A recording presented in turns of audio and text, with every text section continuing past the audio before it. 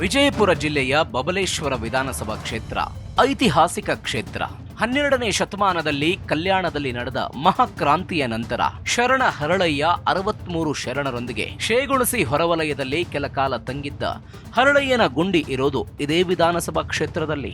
ಇವೆಲ್ಲದರ ಜೊತೆ ತನ್ನದೇ ಪರಂಪರೆ ಹೊಂದಿರುವ ಬಬಲೇಶ್ವರದ ಗುರುಪಾದೇಶ್ವರ ಬೃಹನ್ಮಠ, ಅರಕೇರಿ ಅಮೋಘ ಸಿದ್ದೇಶ್ವರ, ಕಂಬಾಗಿ ಮತ್ತು ಹಲಗಣಿ ಗ್ರಾಮದ ಹನುಮಂತ ದೇವಾಲಯಗಳು ಹಾಗೂ ಜೈನಪುರ ಗ್ರಾಮದ ದೇಸಗತಿ ಮನೆತನ ಈ ಕ್ಷೇತ್ರದಲ್ಲಿರುವ ಪ್ರಸಿದ್ಧ ಧಾರ್ಮಿಕ ಕ್ಷೇತ್ರಗಳು. ಧರ್ಮ ಪರಂಪರೆ ಮಾತ್ರವಲ್ಲದೆ ಸಾರವಾಡ ಸುತ್ತಮುತ್ತಲಿನ ಬಿಳಿ ಜೋಳ ಎಲ್ಲೆಡೆ ಹೆಸರುವಾಸಿಯಾಗಿದೆ. ಕಬ್ಬು ಬೆಳೆಗಾರರಿಗಾಗಿ ಜಿಲ್ಲೆಯ ಇತಿಹಾಸದಲ್ಲೇ ಆರಂಭಗೊಂಡ ಮೊದಲ ನಂದಿ ಸಹಕಾರಿ ಸಕ್ಕರೆ ಕಾರ್ಖಾನೆ ಇದೇ ಕ್ಷೇತ್ರದಲ್ಲಿದೆ. ಈ ಕ್ಷೇತ್ರದಲ್ಲಿ ಬೆಳೆಯುವ ದ್ರಾಕ್ಷಿ ವಿಶ್ವವಿಖ್ಯಾತಿ. ವಿದೇಶಕ್ಕೂ ಇಲ್ಲಿನ ದ್ರಾಕ್ಷಿ ರಫ್ತಾಗುತ್ತದೆ. ವಿಜಯಪುರ ಜಿಲ್ಲೆಯ ಕಾಂಗ್ರೆಸ್ ಭದ್ರಕೋಟೆ ಅಂತ ಯಾವುದಾದರೂ ಕ್ಷೇತ್ರ ಪ್ರಸಿದ್ಧವಾಗಿದ್ರೆ ಅದು ಬಬಲೇಶ್ವರ ವಿಧಾನಸಭಾ ಕ್ಷೇತ್ರ.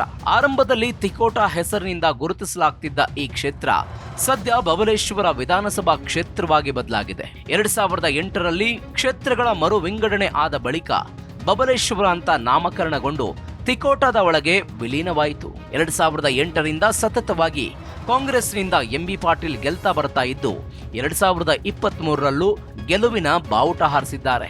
ಮಲ್ಲನಗೌಡ ಬಸನಗೌಡ ಪಾಟೀಲ್ ಅಂದ್ರೆ ಎಂಬಿ ಪಾಟೀಲ್ 2023ರಲ್ಲಿ ಬಬಲೇಶ್ವರ ವಿಧಾನಸಭಾ ಕ್ಷೇತ್ರದಿಂದ ಶಾಸಕರಾಗಿ ಆಯ್ಕೆಯಾಗಿ ಸಿದ್ದರಾಮಯ್ಯನವರ ಸಚಿವ ಸಂಪುಟದಲ್ಲಿ ಬೃಹತ್ ಮತ್ತು ಮಧ್ಯಮ ಕೈಗಾರಿಕೆಗಳು ಹಾಗೂ ಮೂಲ ಸೌಕರ್ಯ ಅಭಿವೃದ್ಧಿ ಸಚಿವರಾಗಿ ಕಾರ್ಯನಿರ್ವಹಿಸುತ್ತಿದ್ದಾರೆ.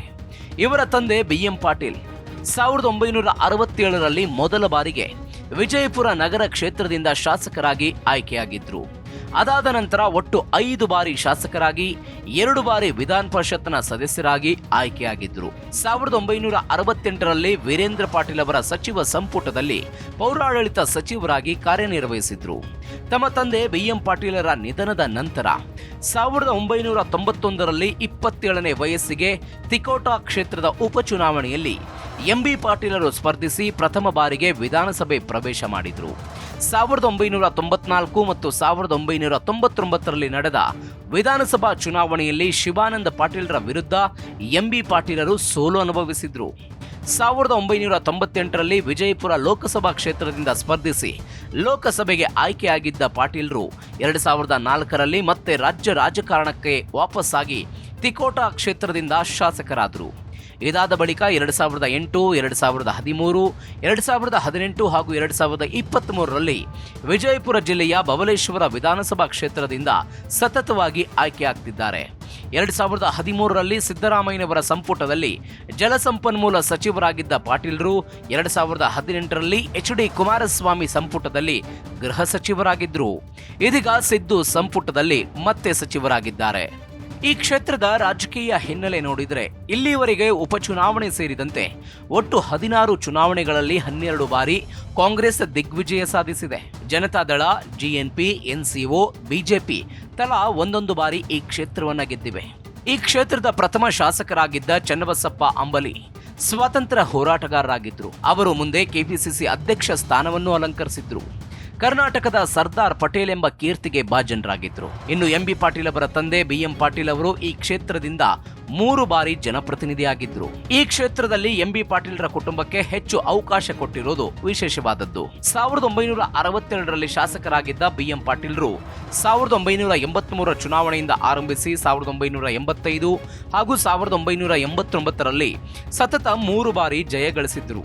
1991ರಲ್ಲಿ ತಂದೆ BLD ಸಂಸ್ಥೆಗಳ ಮುಖ್ಯಸ್ಥ BM ಪಾಟೀಲ್ ನಿಧನರಾದ ಹಿನ್ನೆಲೆ ನಡೆದಂತಹ ಚುನಾವಣೆಯಲ್ಲಿ 27ನೇ ವಯಸ್ಸಿನಲ್ಲಿ ಮೊದಲ ಬಾರಿಗೆ ಶಾಸಕರಾದವರು ಎಂಬಿ ಪಾಟೀಲ್. ಜನತಾದಳದ ಶಿವಾನಂದ ಪಾಟೀಲ್ರನ್ನ ಆಗ ಎಂಬಿ ಪಾಟೀಲ್ರು ಸೋಲಿಸಿದ್ರು. ನಂತರ ನಡೆದ 1994 ಹಾಗೂ 1999ರ ಚುನಾವಣೆಯಲ್ಲಿ ಒಮ್ಮೆ ಜನತಾದಳ ಹಾಗೂ ಮತ್ತೊಮ್ಮೆ ಬಿಜೆಪಿಯಿಂದ ಶಿವಾನಂದ ಪಾಟೀಲ್ರು ಚುನಾಯಿತರಾದರು.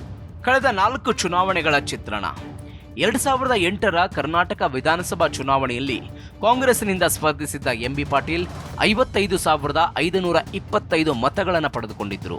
ಜೆಡಿಎಸ್ನಿಂದ ಸ್ಪರ್ಧಿಸಿದ್ದ ವಿಜುಗೌಡ ಪಾಟೀಲ್ 38,886 ಮತ ಗಳಿಸಿದ್ರೆ ಬಿಜೆಪಿ ಅಭ್ಯರ್ಥಿ ವೀರನಗೌಡ ಬಿರಾದರ್ 8,290 ಮತಗಳನ್ನು ಮಾತ್ರ ಪಡೆದಿದ್ದರು.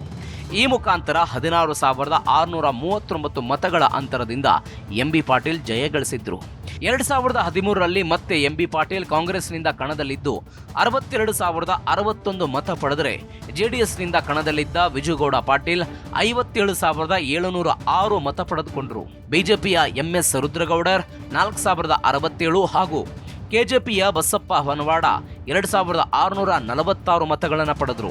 ಈ ಚುನಾವಣೆಯಲ್ಲೂ ಪಾಟೀಲ್ರು 4,355 ಮತಗಳ ಅಂತರದಿಂದ ಜಯ ದಾಖಲಿಸಿದ್ರು. 2018ರ ಚುನಾವಣೆಯಲ್ಲಿ ಕಾಂಗ್ರೆಸ್ನ ಎಂಬಿ ಪಾಟೀಲ್ 98,339 ಮತ ಪಡೆದರು.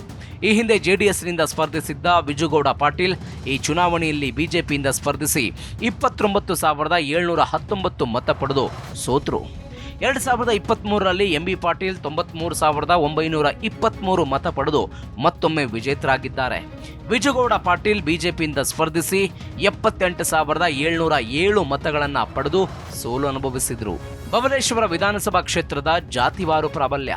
ಈ ಕ್ಷೇತ್ರದಲ್ಲಿ ಪಂಚಮಸಾಲಿ 45,000, ಕುರುಬ 32,000, ಎಸ್ಸಿ ಎಸ್ಟಿ 33,000, ಗಾಣಿಗರು 22,000 ಹಾಗೂ ಮುಸ್ಲಿಂ ಸಮುದಾಯದ 23,000 ಮತದಾರರಿದ್ದಾರೆ.